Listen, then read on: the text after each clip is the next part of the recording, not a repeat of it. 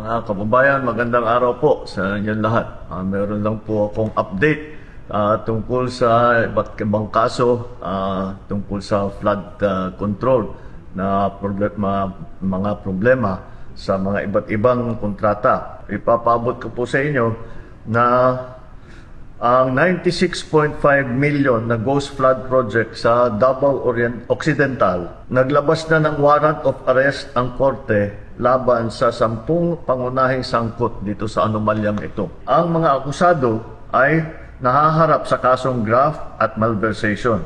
Ito pong mga kasong ito, hindi po bailable ito. Hindi pwedeng bayaran ang kanilang para sila'y makalabas sa kulungan. Kabilang na po rito si Sara Diskaya na sa kasalukuyan ay nasa kustodiya ng NBI. Bukod dito, may 8 opisyal pa ng DPWH ang nagpahayag na kagustuhan nilang sumuko.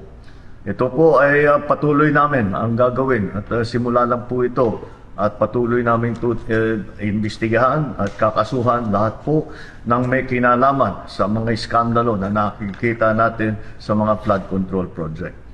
At titiyakin po natin na hindi lamang sila ay makakasuhan, kundi maibalik ang pera ng ating mga binayad ng ating mga kababayan ay ibalik sa kaba ng ating bansa.